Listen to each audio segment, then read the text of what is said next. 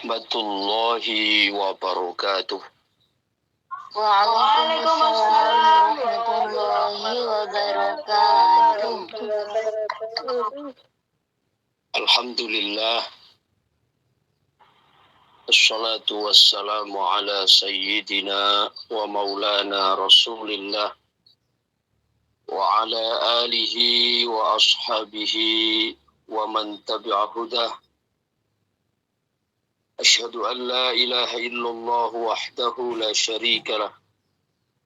Wa ashhadu anna sayyidana wa nabiyana Muhammadan abduhu wa rasuluh.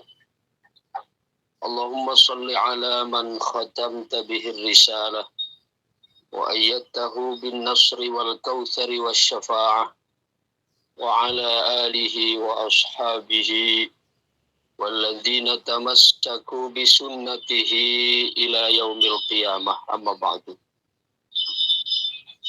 Subhanaka la ilma lana illa ma 'allamtana innaka antal alimul hakim.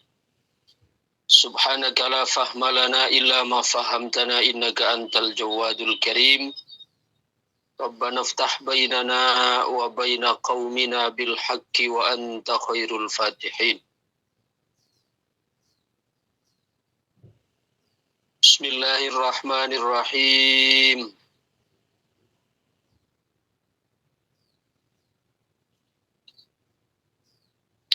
Pada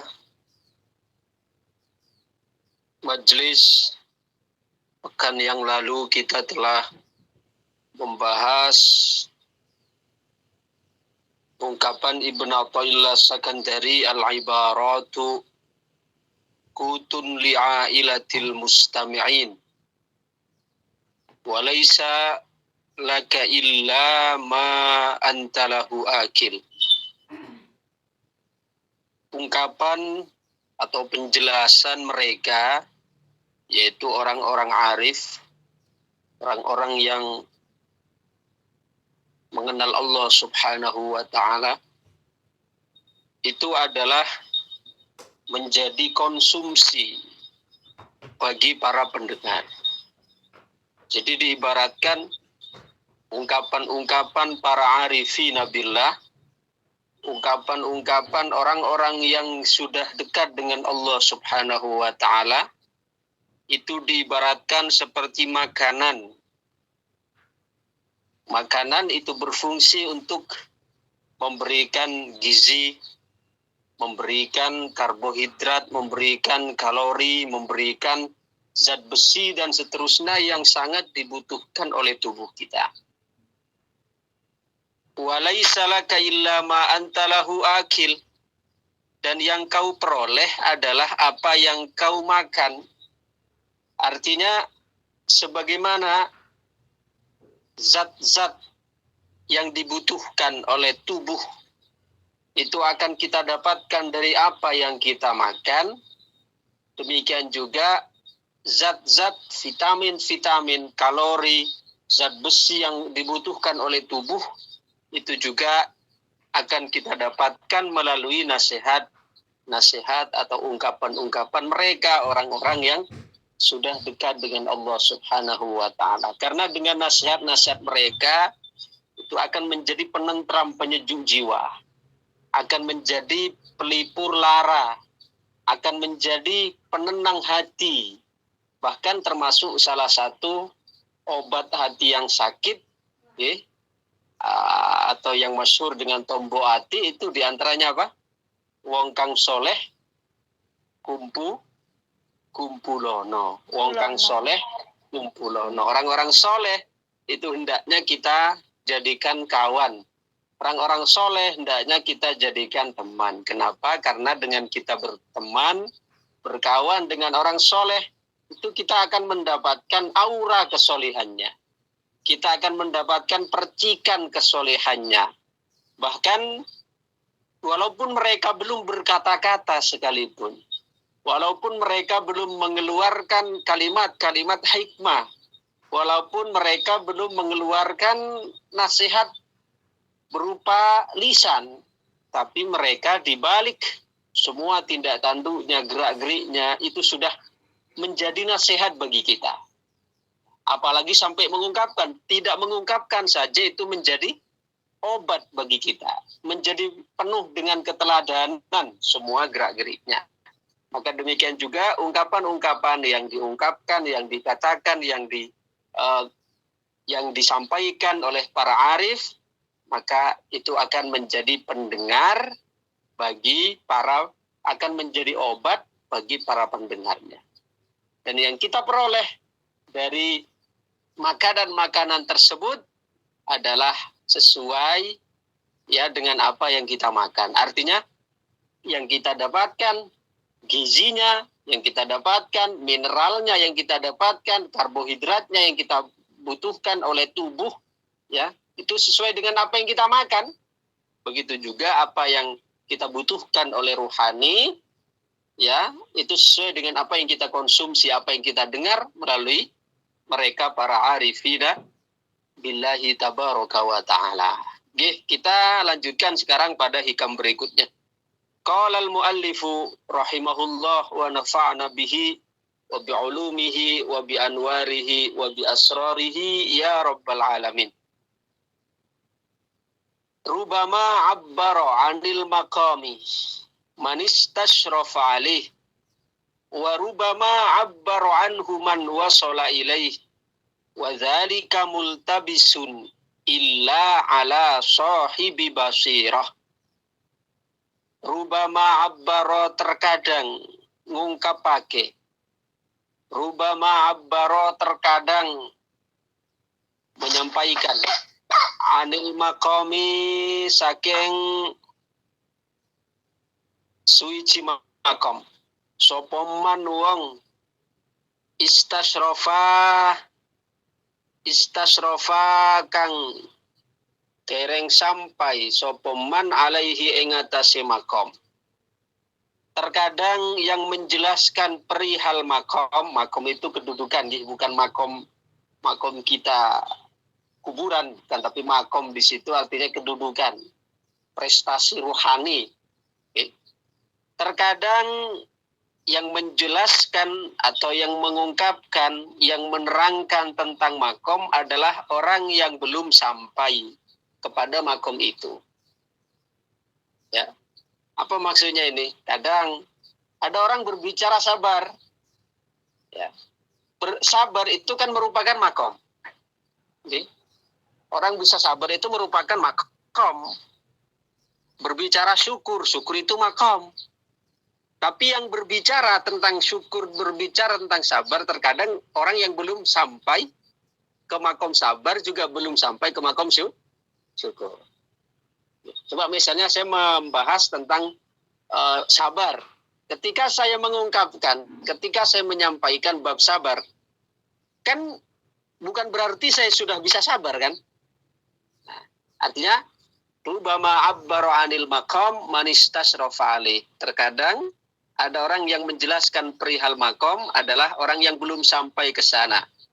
Warubama abbaru anhu, warubama lan terkadang abbaro ngungkapake anhu eng makom sopoman wong wasola ilaih, wasola kanggo sampai sopoman ilaihi mareng makom. Terkadang juga ada orang yang menyampaikan makom, menjelaskan penjelasan tentang makom, tentang syukur, tentang sabar, tentang ridho, tentang tawakal, itu kan makom semua. Ada kadang yang menyampaikan itu memang orang yang sudah sampai. Artinya yang berbicara itu orang yang sudah sampai di makom sabar. Tentu yang kedua ini lebih mengena, ya. Kalau yang disampaikan itu adalah pengalaman yang dia rasakan, orang yang ahli sabar menyampaikan tentang sabar, wah, nyes sekali ke dalam hati kita. Jadi artinya betul-betul renyah, betul-betul masuk, betul-betul sampai ke dalam lubuk hati kita terdalam. Wa dzalika utawi mangkono kelakuan iku multabisun samar illa ala sahibi basiratin angin ing atase wong kang duweni mata batin, illa ala basiratin ing atase kejaba ing atase wong kang duweni basirah mata hati. Ya. Terkadang yang menerangkan yang memberikan penjelasan tentang suatu makom adalah orang yang belum sampai ke makom itu. Ya. Dan bisa jadi pula orang yang menjelaskan itu memang orang yang sudah sampai di makom itu. Tapi pada dua hal ini keduanya adalah samar kecuali bagi orang-orang yang memiliki mata hati. Oke, monggo dibaca. Oke, seperti pembahasan kita minggu lalu. Jadi setelah saya bacakan Arabnya, nanti panjenengan ada yang ditunjuk untuk membaca terjemahnya. Ketika dirasa di situ ada butuh penjelasan, maka saya suruh berhenti sebentar untuk saya berikan syarah atau saya berikan penjelasan. Monggo.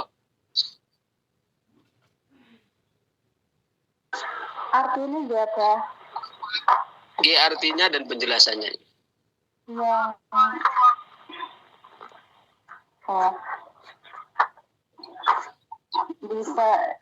bisa jadi yang menjelaskan perihal makom adalah orang yang belum sampai ke sana.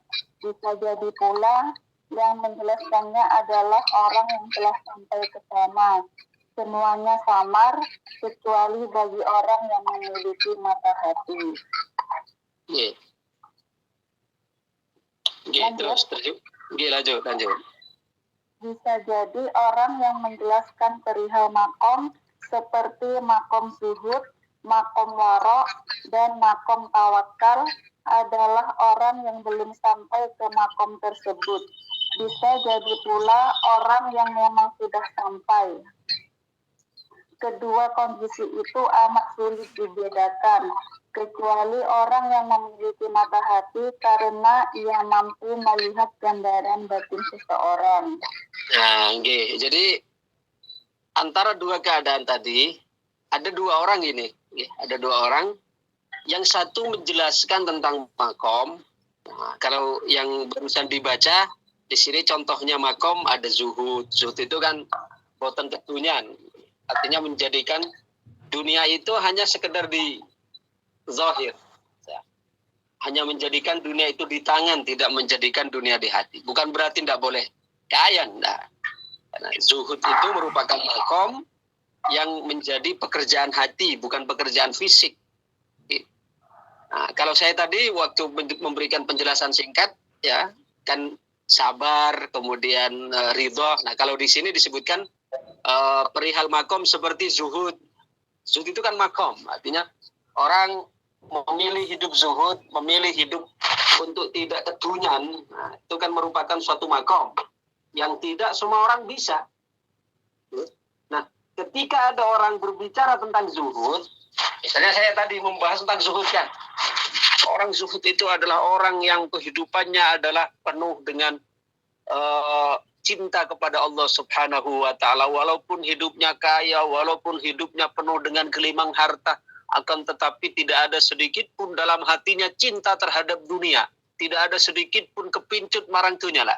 Saya menjelaskan seperti ini, ya, itu kan saya belum sampai. Saya hanya menjelaskan saja, tapi saya sendiri belum sampai. Atau berbicara tentang wara, ini wara juga makom. Berbicara tentang wara apa? Wara hati-hati terhadap barang haram. Ya, wara dan zuhud itu sebenarnya seperti sepupu lah, kakak adik. Ya. Kalau zuhud itu menjauhi atau menjauhi barang yang mubah, yang berlebihan. Jadi mengambil dari kehidupan ini hanya yang mubah, tapi sebatas yang diperbolehkannya.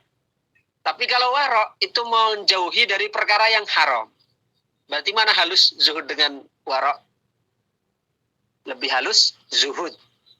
Lebih halus zuhud. Jadi bedanya kalau wara itu menjauhi barang yang haram, ya, menjauhi barang yang haram dan subhat, itu wara namanya. Hati-hati dalam perkara haram dan perkara subhat. Tapi kalau zuhud bukan hanya hati-hati dalam perkara haram dan subhat. Subhat ngertos iki, remang-remang. Remang-remang, ya ada halalnya, ada haramnya. Bahkan di situ kita masih sulit untuk membedakan itu halal atau haram. Itu namanya wara. Tapi kalau zuhud itu bukan hanya menjauhi yang haram dan yang subhat, tapi bahkan menjauhi yang haram, yang syubhat dan yang mubah tapi berlebihan. Nah, awalnya perkara itu mubah, boleh. Tapi untuk yang berlebihan itu dijauhi, itu namanya zuhud. Nah, atau makom tawakal. Makom tawakal berserah diri kepada Allah. Ini berserah diri kepada Allah, lagi-lagi ini adalah makom. Ya. Makom tawakal itu bukan berarti kita pasif, tidak berusaha, boten ngaten. Itu bukan tawakal namanya, tapi tawakul. Ya, jadi kita harus membedakan mana tawakal, mana tawakul. Kalau tawakal itu kita betul-betul menyandarkan hati kepada Allah, ya. Sedangkan fisiknya itu berusaha secara maksimal. Jadi jangan dibenturkan antara konsep tawakal dengan kerjaan. Nah, tawakal itu pekerjaan hati, ya.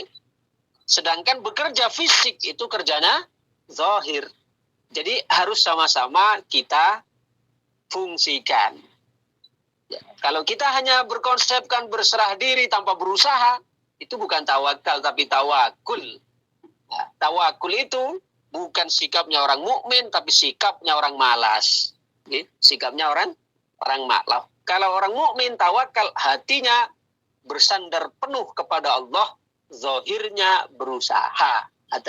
Jadi bukan berarti orang yang berusaha mempeng itu tidak tawakal. Tawakal itu dalam hati. Tawakal itu pekerjaan hati. Adapun bekerja mempeng itu adalah pekerjaan zahir. Jangan dibenturkan. Jangan dibenturkan. Jadi tawakal itu juga masuk salah satu makom. Ini ketika ada orang berbicara tentang zuhud, waro, tawakal, atau yang lainnya, ridho, ikhlas, itu semua kan makom. Makom maknanya prestasi ruhani yang dicapai. Bisa zuhud, bisa tawakal, bisa syukur, bisa sabar, bisa ridho. Nah, itu adalah makom namanya. Tapi orang yang berbicara tentang makom-makom itu, ada orang yang belum sampai. Cuma bisa dia membaca dari bab tawakal. Ya, cuma dia membaca tentang bab syukur. Cuma dia pernah membaca tentang bab zuhud. Bisalah menjelaskan kepada orang lain berdasarkan materi atau teori yang dia baca. Tapi dia sendiri belum sampai ke sana. Ngerti nggih? Jadi seperti saya tadi menyampaikan syukur, menyampaikan tawakal, menyampaikan ridho, menyampaikan zuhud. Bukan berarti saya orang yang sudah ahli zuhud, orang yang sudah sampai di makom waro, orang yang sudah sampai di makom tawakal. Belum. Ya. Kita masih baru latihan untuk bisa mencapai itu. Jadi saya menyampaikan itu, ya, bukan berarti saya sudah bisa zuhud, sudah bisa waro, sudah bisa tawakal. Bukan. Saya menyampaikan harusnya berdasarkan teori yang saya ketahui. Okay. Tapi bisa juga ada orang yang memang sudah sampai. Ya, ini kalau sudah para wali yang berbicara, orang-orang sudah dekat dengan Allah. Kalau mereka berbicara zuhud, itu bukan hanya teori saja. Tapi memang mereka sudah melakukan itu. Mereka sudah sampai di makom itu. Jadi mereka berbicara zuhud, berbicara ikhlas, berbicara ridho. Memang itu pengamalan batin mereka, sudah sampai. Nah, dari kedua makom ini, dari kedua keadaan ini, ada yang pertama orang berbicara tentang makom, tapi belum sampai ke makom itu. Dan yang kedua ada orang yang berbicara tentang makom dan dia memang sudah di posisi makom itu. Ini sangat sulit untuk dibedakan. Maknanya sulit dibedakan, dari kedua orang ini, kita tidak akan bisa membedakan ini. Mana yang betul-betul orang sudah sampai, dan mana orang-orang yang dia hanya baru sekedar teori saja, tapi hanya belum bisa mengamalkan. Nah, tapi kedua ini sulit untuk dibedakan kecuali oleh orang yang memiliki mata hati, kecuali orang yang memiliki basirah. Kalau orang yang memiliki basirah bisa menembus itu. Artinya bisa mengetahui, oh ini baru berbicara, tapi belum sampai melakukan. Oh ini sudah melakukan betul, mengamalkan apa yang dia sampaikan. Itu adalah namanya terkadang ada orang yang rubama abbaru anil maqam man istasrafa alaih wa rubama abbaru anhu man wasala ilaih wa dzalika multabisun illa ala sahibi basirah. Nih, monggo dilanjutkan. orang yang belum mencapai makom biasanya senang membicarakan makom. Ia menganggapnya sebagai sesuatu yang luar biasa. Ia juga merasa dirinya hebat karena sebentar lagi akan sampai ke sana. Oke, sebentar. Jadi bedanya apa? Nah, di sini dalam syarahnya 5 Mas Syarqawi menjelaskan perbedaannya. Jadi kita diberi bocoran, tapi bukan untuk menilai orang lain loh, tapi untuk kita untuk introspeksi diri, bukan untuk mengecap orang lain. Oh, itu berarti dia hanya bisa berbicara tapi belum bisa untuk mengamalkan. Bukan untuk untuk menjadi senjata menilai orang lain, tapi untuk menilai kita sendiri. Kata Imam Syarqawi di sini, orang yang belum mencapai makom, tapi dia berbicara tentang makom itu. Orang belum sampai ridho, tapi berbicara ridho. Orang berbicara tentang ikhlas, tapi dia belum ikhlas. Ya. Orang yang belum mencapai makom, biasanya senang membicarakan makom. Menggebu-gebu ketika membicarakan itu. Dan ia menganggapnya sebagai sesuatu yang luar biasa. Ya, menganggap yang luar biasa, bahkan dia merasa hebat. Nah, mengukur-ngukur. Dia mengukur-ngukur dirinya sendiri. Wah, ini saya sebentar lagi sampai nih. Rasa-rasanya saya sudah sebentar lagi sudah sampai di sini. Nah, merasa dirinya hebat karena sebentar lagi akan sampai ke sana. Artinya dia menjadikan tes-tesan, dia menjadikan seolah-olah apa yang dia ungkapkan itu dia sudah sampai di situ. Itu bukan, belum sampai semestinya. Karena kalau orang sudah sampai, bagaimana responnya? Coba dilanjut. Lain halnya dengan orang yang sudah mencapai makom. Ia membicarakan makomnya dengan biasa-biasa saja, seperti berbicara tentang hal lain. Nah, jadi kalau orang yang sudah sampai, mereka dalam memberikan penyampaian itu biasa-biasa saja dalam arti kalau orang yang ahli tadi belum sampai di makom itu kan dia menggebu-gebu, artinya seolah-olah dia ingin meyakinkan kepada orang lain bahwa dirinya sudah sampai di makom itu. Nah, itu sebenarnya itu belum sampai. Justru kalau orang yang sudah sampai itu mereka ya nadanya kemudian penyampaiannya ya sama seperti membahas hal lain yang bukan makom gitu. Ya, kalau orang yang belum sampai menyampaikan tentang makom itu untuk memberikan keyakinan kepada orang lain bahwa dirinya sudah sampai di situ, akhirnya perlu penyampaian yang ekstra, sehingga dibuat ya terkesan takalluf, terkesan ada dibuat-buat di situ. Oke, lanjut. Mungkin juga orang yang menjelaskan perihal makom ini adalah orang yang menukilnya dari sebuah kitab sembari menjaga ahwalnya, dari kebiasaan bicara. Nah, ada juga orang yang menjelaskan perihal makom, ya, itu karena menukil dari sebuah kitab. Artinya berdasarkan bacaan-bacaan yang dia dapatkan, mungkin mendapatkan keterangan di kitab, ya, di kitab A, mendapatkan penjelasan di kitab B. Artinya ungkapan-ungkapan yang mereka sampaikan itu memang bukan dari dirinya, tapi mengambil atau meminjam ungkapan dari ulama lain yang ditulis dalam kitab-kitab mereka.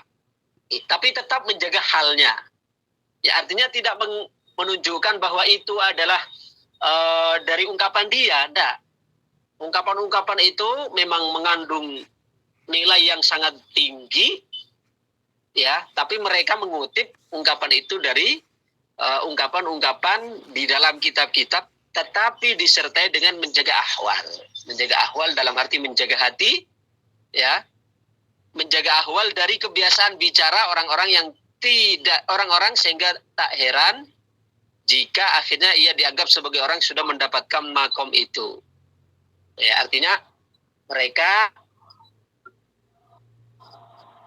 mengungkapkan atau menyampaikan itu berdasarkan kitab sebenarnya, menyampaikan berdasarkan kitab. Cuma orang-orang yang melihat, ya, kadang menganggap, wah, berarti hebat sekali orang ini menyampaikan, dia bisa menemukan penjelasan yang unik, ya, yang luar biasa. Ya, padahal sebenarnya dia adalah yang disampaikan berdasarkan apa yang dibaca. bukan atau belum berdasarkan apa yang dia rasa. Ya, karena beda kan sebenarnya antara ilmu yang kita sampaikan berdasarkan apa yang kita baca dengan apa yang kita rasa. Ya, kalau yang berdasarkan yang kita rasa, wah, itu memiliki getaran yang lebih dahsyat dari sekedar apa yang kita baca. Kenapa? Karena apa yang kita rasa kita sendiri yang mengalami. Sedangkan kalau hanya apa yang kita baca, ya kita hanya menukil keterangan itu, hanya mampu untuk mentransfer ungkapan-ungkapannya, tapi kita tidak mampu untuk mentransfer ruhiyah, rasa yang ada di balik ungkapan tersebut. Oke, lanjut. Dari kebiasaan bicara orang-orang sehingga tak heran jika akhirnya ia dianggap sebagai orang yang sudah mendapatkan semacam itu. Oke. Terus.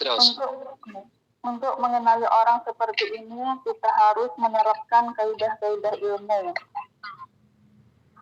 Jika ia selalu banyak menjawab, cenderung fanatik dan egois, berarti ia hanya seorang pendusta yang mengaku-ngaku telah mendapatkan sebuah makom.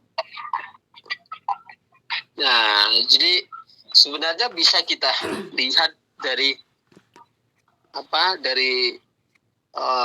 gerak-geriknya juga sebenarnya. Apakah ini betul-betul berdasarkan apa yang dirasakan, ataukah hanya sekedar dia meminjam baju orang lain untuk menyampaikan, untuk berkedok supaya dia nampak seperti mereka. Nah, jadi di sini kita akan mampu membedakan mana yang asli, mana yang imitasi, ya, mana yang otentik, mana yang orsinil, ya, mana yang palsu. Ya, mana yang Jepang, mana yang Cina. Ya, Cina di sini bukan berarti kita merendahkan Cina, bukan. Artinya Cina itu sebagai ungkapan biasanya kan banyak barang tiruan, banyak barang-barang tiruan. Kalau yang Jepang biasanya kan yang asli, alat elektronik, nah, kalau Jepang gitu. Artinya yang orsilin, tapi Cina pandai untuk meniru, membuat produk yang mirip, tapi secara kualitas tentu tidak sama. Nah, jadi kadang kita tertipu dengan orang-orang yang memiliki kepiawaian dalam menyampaikan sebuah makom, menyampaikan sebuah keadaan ruhani. Nah, tapi itu bisa kita baca, bisa kita nilai, yaitu bagaimana? Dengan kita mempunyai kaidah-kaidah ilmiah. Jika semua, misalnya ada pertanyaan, semuanya pertanyaan itu dijawab secara panjang kali lebar, semua pertanyaan, itu sebenarnya menggambarkan bahwa yang bersangkutan itu belum paham. Maksudnya yang bersangkutan yang menjawab, karena ada justru pertanyaan-pertanyaan yang ada saatnya yang tidak harus dijawab saat itu juga. Ya. Jadi ini saya sering menjumpai ketika kami di Mesir itu, para ulama kita di Al-Azhar itu, ketika ada pertanyaan, terutama berkaitan dengan hal-hal ruhani seperti ini, tidak semua pertanyaan dijawab saat itu juga. Ya. Bukan berarti mereka tidak mampu menjawab, tapi mereka melihat ada saatnya kapan jawaban ini harus dijawab. Karena nanti begini, kalau misalnya semua pertanyaan tentang ruhani ini dijawab saat itu juga, itu justru akan berefek kepada perkembangan ruhani si murid itu sendiri. Apa contohnya? Misalnya kalau semua dijawab saat ini, maka akan mendatangkan rasa puas hanya untuk belajar saat itu saja. Nah, sehingga ketika ada pertanyaan yang tidak dijawab semua pada saat ini, maka masih akan terus timbul rasa penasaran untuk terus ngaji, untuk terus belajar. Satu. Yang kedua, bisa jadi alasannya tidak langsung dijawab saat ini karena yang bertanya itu belum memiliki kesiapan untuk mendapatkan jawaban itu saat ini, sehingga kalau dijawab sekarang akan menjadi salah paham. Salah paham. Jadi tidak dijawab saat ini itu sebenarnya demi kemaslahatan si murid. Karena kalau dijawab saat ini akan menjadi salah paham, maka ditunggu kesempatan nanti ketika dia matang, sudah mampu dianggap matang untuk menerima jawaban itu, baru dijawab. Walaupun jawaban itu tidak harus disampaikan langsung, dalam arti contoh begini, pertanyaannya 1 tahun yang lewat, kemudian sekarang bilang, ini saya akan jawab pertanyaan kamu setahun yang lalu. Tidak harus begitu. Tapi bisa jadi secara tidak langsung guru itu akan memberikan jawaban-jawabannya setiap pelajaran-pelajaran ya yang dilaluinya bertahap, yang kadang si murid sendiri itu tidak sadar kalau itu sebenarnya bentuk jawaban, cuma disampaikan dalam pelajaran-pelajaran biasa. Nah, jadi kita harus pandai untuk menyimpulkan bahwa ketika seorang guru tidak menjawab semua pertanyaan yang kita sampaikan, itu sebenarnya bukan karena mereka tidak tahu, ya, tapi karena melihat keadaan kita, yang kedua untuk menjaga kemaslahatan kita. Kalau dijawab semua saat ini, maka akan menjadikan kita tidak paham dan belum saatnya untuk menerima ilmu-ilmu ini. Kalau semua disampaikan, lah itu justru menggambarkan bahwa yang bersangkutan ini masih belum matang. Ya, bukan berarti semua yang kita lihat, semua yang kita dengar, semua yang kita baca harus kita sampaikan. Enggak. Ya, kita harus tahu diri, harus memposisikan kapan ini bisa disampaikan, kapan ini layak, kapan ini belum, dan seterusnya. Ya. Bahkan kata Nabi SAW, kafabil mar'i jahlan. Ya, cukuplah menjadi kebodohan bagi seseorang ay yatakallama bima bikulli ma yasma. Ya. Cukuplah menjadi kedunguan bagi seorang, yaitu dia menyampaikan semua apa yang dia ketahui. Ayatakallama bikulli ma alim. Untuk menyampaikan apa yang dia ketahui. Artinya tidak semua yang kita ketahui itu disampaikan semua. Tidak, kita harus tahu ya tingkat pendengar yang kita hadapi itu berbeda-beda. Jadi ada saatnya ini bisa disampaikan sekarang. Ada saatnya ini nanti kita sampaikan di kesempatan lain ketika kesiapan para pendengar itu sudah mulai matang dan seterusnya. Oke. Itu adalah beberapa penjelasan dari rubama abbaro anil maqam man istasraf alaihi wa rubama abbaro anhu man wasala ilaih wa dzalika multabisun illa ala sahibi basirah. Oke, saya kira ini saja dulu pembahasan kita hari ini. Mudah-mudahan menjadi ilmu yang bermanfaat, mendatangkan maslahat fid dini wad dunya wal akhirah. Amin amin ya rabbal alamin. Al-Fatihah. A'udzubillahi minasyaitonir rajim. Bismillahirrahmanirrahim. Alhamdulillahi rabbil alamin arrahmanir rahim maliki yaumiddin. Iyyaka na'budu wa iyyaka nasta'in. Ihdinas siratal mustaqim. Siratal ladzina an'amta 'alaihim ghairil maghdubi 'alaihim waladdallin. Amin rabbi fili wa liwalidayya wa lil mu'minina amin. Allahumma shalli wa sallim wa barik ala sayyidina Muhammad wa ala alihi wa sahbihi wa barik wa sallim ajma'in. Alhamdulillahi rabbil alamin. Hamdan yuwafi ni'amahu wa yukafi'u mazidah. Ya Rabbana lakal hamdu kama yanbaghi li jalali wajhika wa 'azimi sultanik. Rabbana zalamna anfusana wa illam taghfir lana wa tarhamna lanakunanna minal khasirin. Rabbana la tuzigh qulubana ba'da idh hadaytana wa hab lana min ladunka rahmah innaka antal wahhab. Allahumma kahil a'yunana bin nazrati ila tal'atil bahiyah li sayyidil alamin wa khairil bariyah. Warzuqna ru'yatahu yaqzatan wa manaman halan wa ma'alan ya rabbal alamin. Allahumma yassir lana umurana ma'ar rahati li qulubina wa abdanina wassalamati fi dinina wa dunyana wa kullana sahiban fi safarina wa khalifatan fi ahlina wa tumis ala wujuhi a'daina wamsahkum ala makanatihim fala yastati'una al-mudhiya walal maji'a ilayna. Bismillahi babuna tabaraka hitanuna yasin saqfuna kafa ya ain sat himayatuna fasayakfikahum wallahu wassami'ul alim. Allahu khairun hafidha wa huwa arhamur rahimin.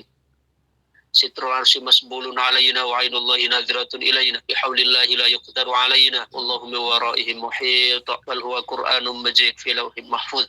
Rabbana atina fid dunya hasanah fil akhirati hasanah wa qina adzabannar. Sallallahu alaihi wasallam Muhammad wa ala alihi wa sahbihi wa baraka wasallam. Walhamdulillahi rabbil alamin. Al-Fatihah. Syaitanirrajim. Bismillahirrahmanirrahim. Alhamdulillahi rabbil alamin. Rahmanirrahim. Maliki yaumiddin. Iyyaka na'budu wa iyyaka nasta'in. Ihdinas siratal mustaqim. Siratal ladzina an'amta 'alaihim غير المغضوب عليهم ولا الضالين ربنا اغفر لنا آمين يا Terima رب. kasih. Kullu amri mufawwadun 'ala Allah. Assalamualaikum warahmatullahi wabarakatuh. Waalaikumsalam warahmatullahi wabarakatuh.